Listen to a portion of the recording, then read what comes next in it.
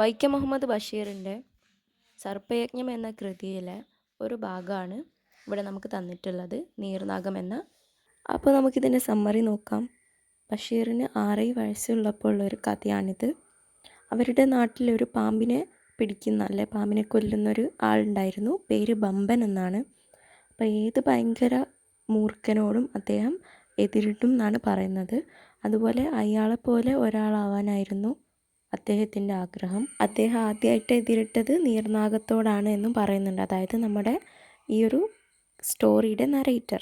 അടുത്ത പാരഗ്രാഫിൽ പറയുന്നത് പുള്ളി എങ്ങനെയാണ് ഈ ഒരു പാമ്പിനെ പിടിച്ചതെന്നാണ്.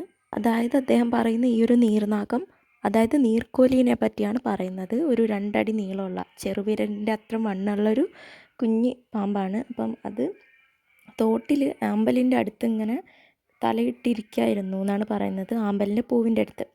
അപ്പം ഇദ്ദേഹം വന്നിട്ടൊരു ഈർക്കലെടുത്ത്, ഒരു കുട്ടിയാണ് ഇയാൾ, അപ്പം ചെറുപ്പകാലത്തുള്ളൊരു കഥയല്ലേ. അപ്പം ഈ ഒരു കുട്ടി ഈർക്കലെടുത്ത് അറ്റത്തൊരു കുടുക്കുണ്ടാക്കി, എന്നിട്ട് അതിൻ്റെ തലേൻ്റെ അടുത്ത് വെച്ചിട്ട് വലിച്ച് ഇതിനെ പിടിക്കുകയാണ് ചെയ്യുന്നത്.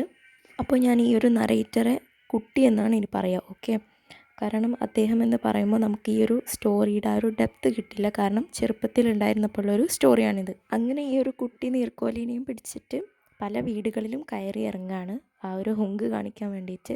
അങ്ങനെ പല ഏജിലുള്ള കുട്ടികളെയും അദ്ദേഹത്തിന് ശിഷ്യന്മാരായിട്ട് കിട്ടിയെന്നാണ് പറയുന്നത്. അതായത് ശിഷ്യന്മാരെയും ശിഷ്യകളെയും കിട്ടി. അതായത് ഇങ്ങനെ പിടിച്ചത് കൊണ്ട് വലിയൊരു ആളെപ്പോലെ അയാൾക്ക് തോന്നുകയാണ്, ആ കുട്ടിക്ക് തോന്നി. അങ്ങനെ ഇതിന് കുറേ ഫാൻസിനെയും അദ്ദേഹത്തിന് കിട്ടുകയാണ്. അങ്ങനെ സമയം ഉച്ചയായി, വിശപ്പ് തോന്നി തുടങ്ങിയപ്പോൾ വീട്ടിലേക്ക് പോവാണ്. എന്നിട്ട് അവിടെ വരാന്തയിലുള്ള വിരിയിൽ ഈ ഒരു നീർനാഗത്തിനെ തൂക്കിയിട്ടു. അപ്പോൾ ഈ ചൂരൽവടികൾ തൂക്കിയിട്ടടുത്ത് തന്നെ പല പല സൈസിലുള്ള ചൂരൽവടികൾ നമുക്ക് കാണാമായിരുന്നു. കാരണം അതിൽ വലുത് എന്നെ അടിക്കാനെന്ന് പറയുന്നുണ്ട്. അതുപോലെ തന്നെ ഈ വടികളൊക്കെ കുടയത്തൂർ മലയിൽ നിന്നും ബാപ്പ കൊണ്ടുവരുന്നതാണെന്നും പറഞ്ഞു. അങ്ങനെ തടിക്കച്ചവടക്കാരനാണ് ഇദ്ദേഹത്തിൻ്റെ ബാപ്പ എന്ന് പറയുന്നത്. അപ്പം അങ്ങനെ അടുക്കള വശത്ത് ചെന്നപ്പോൾ ഉമ്മ കൂട്ടാൻ താളിക്കുകയോ കടുക് വറുക്കുകയോ ചെയ്യുകയാണ്. അങ്ങനെ ഊണിന് ശേഷം താമസമുണ്ടെന്ന് മനസ്സിലാക്കുകയാണ്. കാരണം മുഴുവൻ കറികളും ഉണ്ടാക്കി കഴിഞ്ഞിട്ടുണ്ടായിരുന്നില്ല. അങ്ങനെ ഉച്ചഭക്ഷണം കുറച്ചുകൂടെ വൈകുമെന്ന് അറിഞ്ഞതോടുകൂടെ അയൽപക്കത്ത് പോയിരിക്കുകയാണ് കിട്ടിയ ശിക്ഷഗണങ്ങളുമായി എന്നാണ് പറയുന്നത്. അതായത് ഇത് കണ്ട് ഫാൻസായ കുറച്ച് കുട്ടികളുണ്ട്, ഏജിന് മൂത്തതും ഇളയതൊക്കെ ആയിട്ടുള്ള. അപ്പോൾ അവരോട് കൂടെ അങ്ങനെ കഥയും പറഞ്ഞിരിക്കുകയാണ്. അങ്ങനെ ഒരു ശിഷ്യൻ്റെ കയ്യിൽ നിന്നും പകുതി തേങ്ങാപ്പൂളൊക്കെ വാങ്ങിച്ച് കഴിക്കുന്നുണ്ട്. അങ്ങനെ അതിനിടയ്ക്ക് ബാപ്പ വിളിക്കുന്നത് കേട്ടു. അപ്പം ബാപ്പയുടെ കഠോരമായ വിളി വന്നു എന്നാണ് പറയുന്നത്. അപ്പം ബാപ്പ എടാന്ന് പറഞ്ഞ് വിളിച്ചു. അപ്പോൾ ഓ എന്നും പറഞ്ഞിട്ട് വീട്ടിലേക്ക് പോവാണ്. അപ്പം അവിടെ എത്തിയപ്പോഴേക്കും ഒരു ഇൻസിഡൻറ്റ് അവിടെ ഉണ്ടായി കഴിഞ്ഞിട്ടുണ്ടായിരുന്നു. അപ്പോൾ ഇതെന്താണെന്ന് വെച്ചാൽ, ബാപ്പ ഉച്ച നിസ്കാരത്തിന് വേണ്ടിയിട്ട് വന്ന് നിസ്കാരപ്പായ വിരിച്ച് അങ്ങനെ കാലും കഴുകി അതിൽ കയറി നീണ്ടു നിന്നു. അങ്ങനെ അല്ലാഹു അക്ബർ എന്ന് പറഞ്ഞ് കൈകൾ ഉയർത്തി നെഞ്ചത്ത് കെട്ടാൻ പോകുമ്പോൾ ദാ കിടക്കുന്ന നേരെ കൺമുമ്പിലൊരു നീർനാഗം. സാധാരണ എന്തെങ്കിലും പ്രാർത്ഥനയ്ക്കിടയിൽ ഉണ്ടായാൽ അത് വകവയ്ക്കാറില്ലാത്തതാണ് ബാപ്പ. കാരണം നിസ്കരിക്കുമ്പോൾ നമ്മൾ അതിൽ കോൺസെൻട്രേറ്റ് ചെയ്തിട്ടുണ്ടാവണമല്ലോ. അപ്പം ഇതിലൊരു എക്സാമ്പിളും പറയുന്നുണ്ട്. പഴയ കാലങ്ങളിൽ യുദ്ധത്തിൽ അമ്പേറ്റാൽ നിസ്കരിച്ചു കൊണ്ടിരിക്കുന്ന സമയത്താണ് മറ്റുള്ളവർ അത് വലിച്ചു ഊരുന്നത് എന്നാണ് പറയുന്നത്. അങ്ങനെ നീർനാഗത്തിനെ കണ്ട ബാപ്പ ഉമ്മാനെ വിളിക്കുകയാണ്. അങ്ങനെ വിളിച്ചിട്ട് ചോദിക്കുകയാണ് ഇതെന്താന്ന് ചോദിച്ചു. അപ്പം ഉമ്മ പറയാണ് ഒരു നീർക്കോലി കുഞ്ഞാണെന്ന്. അപ്പം ഉമ്മ ഇങ്ങനെ പറഞ്ഞതും ഉപ്പ പറയാണ് എന്നാ നീ കൊണ്ടുപോയി മുല കൊടുത്ത് വളർത്തിക്കോ എന്ന് പറഞ്ഞു. അപ്പം ഉമ്മ ചോദിക്കുകയാണ് അതിന് ഞാൻ പറ്റതാണോ എന്നൊക്കെ ചോദിച്ചാൽ അങ്ങനെ അവർ തമ്മിൽ വഴക്കുണ്ടാവാണ്. പിന്നീട് അവർ വഴക്കിട്ട് ഇങ്ങനെ ഓരോന്ന് ചോദിക്കുന്നതാണ്. അതായത് പിന്നെ ഇതെന്തിനാടിയെന്ന് ഇങ്ങനെ ഉപ്പ ചോദിച്ചു. അപ്പം ഉമ്മ പറഞ്ഞു ഞാൻ എങ്ങനെ അറിയാനാണെന്ന്. അപ്പം ഇതെങ്ങനെ ഇവിടെ വന്നു എന്ന് ചോദിച്ചപ്പം പറഞ്ഞു ഞാനെങ്ങനെ അറിയും എന്ന് ഉമ്മ പറഞ്ഞു. കാരണം ഉമ്മ ഇത് അറിയില്ല ഇവനിതിവിടെ കൊണ്ടുവച്ചത്. അപ്പോൾ എന്നിട്ട് പറയാണ് ഒരു സംശയം പോലെ അവനായിരിക്കും എന്ന്. അങ്ങനെ അവനെ വിളിക്കാൻ വേണ്ടി പറയാണ്. അപ്പം ഉമ്മ പറയുന്നത് അവൻ അവിടെ എങ്ങാൻ കാണുമെന്ന് പറയാണ്. അങ്ങനെയാണ് എടാ എന്നുള്ള അട്ടഹാസം ഉണ്ടായത്. അങ്ങനെ ഈ ഒരു കുട്ടി, അതായത് നമ്മുടെ നറേറ്റർ അവിടത്തേക്ക് വീട്ടിലേക്ക് പോകുന്നു.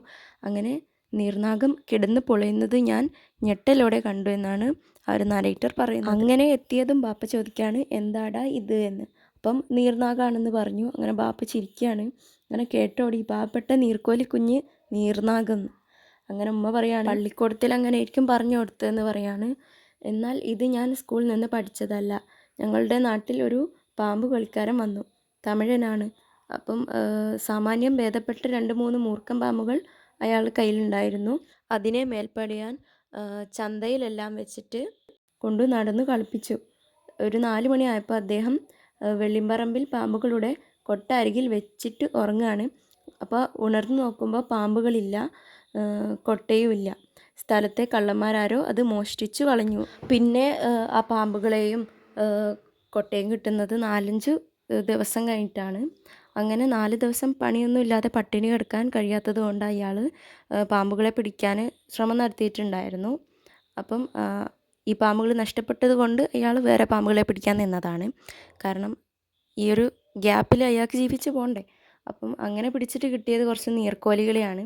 അങ്ങനെ അതിനെയെല്ലാം ചന്തയിൽ കൊണ്ടുവരികയാണ് ചെയ്തിട്ടുള്ളത്. അങ്ങനെ അയാൾ ചന്തയിൽ വന്നിട്ട് പാറുങ്കോ പാറുങ്കോ നീർനാഗം എന്ന് ഒച്ചയെടുക്കാൻ തുടങ്ങി. അങ്ങനെ ആളുകളൊക്കെ ചിരിക്കാൻ തുടങ്ങി. അദ്ദേഹത്തിൻ്റെ അടുത്ത് നിന്നാണ് നീർനാഗം ഇവന് കിട്ടിയത് എന്നാണ് പറയുന്നത്. തമിഴ്നാട്ടിനോടുള്ള കടപ്പാട് ഞാനിവിടെ തുറന്നു സമ്മതിച്ചു കൊള്ളട്ടെ എന്ന് പറയാണ്. എന്നാൽ ബാപ്പ ഇത് സമ്മതിക്കുമോ എന്നൊരു ക്വസ്റ്റ്യനും കൂടെ ചോദിക്കുന്നുണ്ട്. അങ്ങനെ ബാപ്പ ചോദിക്കുകയാണ് ഇതിനെന്തിനാണ് ഇവിടെ കൊണ്ടുവന്നത് വെച്ചതെന്ന്. അങ്ങനെ ഒന്നും മിണ്ടിയില്ല. ബാപ്പ സാധാരണയായി എന്നെ അടിക്കാറുള്ള ചൂടൽ വടി കൊണ്ട് 1/4 ഡസൻ അടി എനിക്ക് തൊടയിൽ വെച്ച് തന്നു. നല്ല 1-ാം നമ്പർ അടിയൊന്നുമല്ല, ഇടത്തരായിരുന്നു ആ ഒരു അടി. ബാപ്പ എന്നെ കൊണ്ട് നീർനാഗത്തെ എടുപ്പിച്ച് തോട്ടിൻ്റെ അടുത്ത് ചെന്ന് ആ കുരുക്ക് ഊരി അതിനെ മോചിപ്പിക്കാൻ വേണ്ടി പറയുകയും ചെയ്തു. അള്ളാഹുവിൻ്റെ സൃഷ്ടികളിൽ ഒന്നിനെയും ഒരു കാരണം കൂടാതെ ദ്രോഹിക്കരുതെന്ന് ഈ ഒരു സ്റ്റോറിയുടെ ലാസ്റ്റ് ബാപ്പ ഇവിടെ പറയുകയും ചെയ്യുന്നുണ്ട്.